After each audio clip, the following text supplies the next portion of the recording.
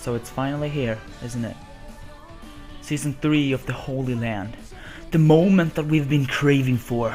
With our fellow bronies in our grasps, popcorn and sweets on the table, and our hype is reaching higher than Felix Baumgartner. Season 3 was dropped. It was the Promised Land, the glorious Season 3, a project that Hasbro has by far put the most marketing efforts into, at least it seemed. With rumor after screenshot after leak, after more screenshots, after more leaks, after more rumors, after song, after released info, after another song, after more screenshots, after more preview videos, after leaked info again, after an 8-minute spoiler bomb! It was finally here. And it was obvious that Hasbro didn't want us to forget it. Did it live up to our expectations? Was it worthy of the hibernation? Well, the answer is... sorta. The episode tells the tale of a long-lost nation in the Nords, coming back to life as its long-lost dictator of a king returns from his millennia imprisonment in ice, and it is up to... We've seen it already! Why else would we be watching this? Very well then. The Crystal Empire definitely took us by storm, even though we knew about it from months before, surprising us with humor and that distinctive MLP charm that we are used to. The voice actors and animators did, as always, an excellent job, but script-wise, it tells a different story. The story has a few flaws. Number 1, Luna's part.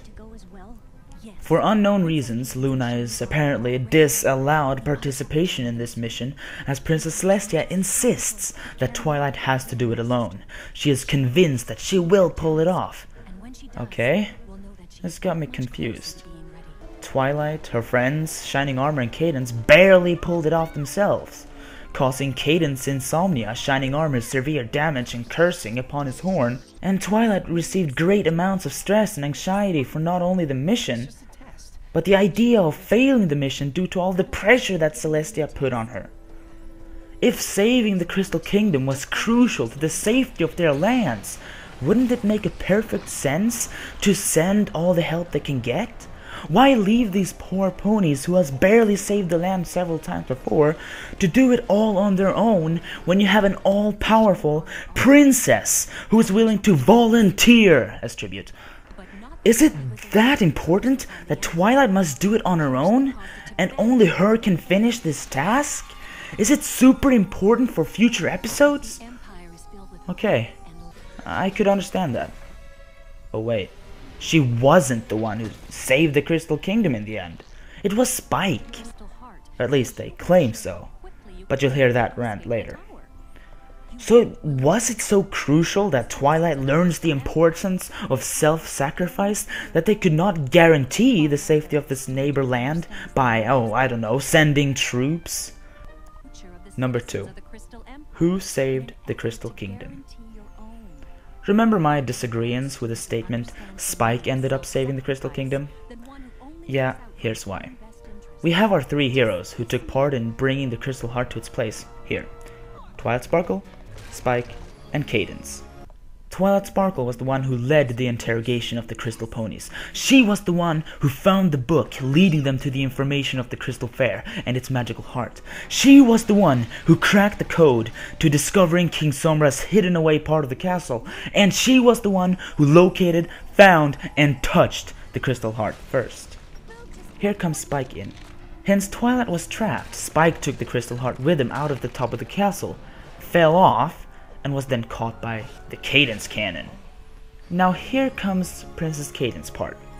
She took the heart from the potential possession of King Sombra, led it to safety, and activated it to finally save the Crystal Kingdom and slay King Sombra once and for all.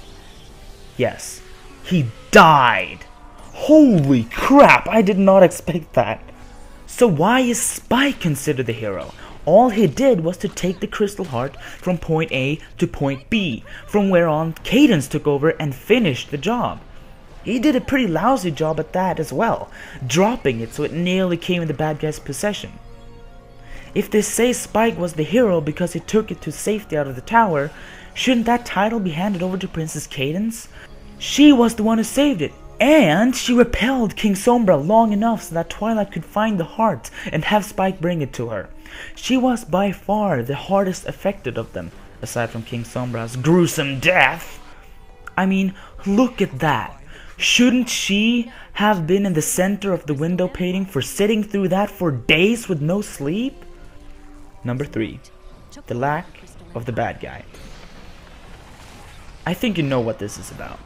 King Sombra looked by far the coolest and was the most threatening to appearance by all of the other villains. We were all anticipating a huge brawl in the end, weren't we? We actually thought that this horn part was going to lead to something, weren't we?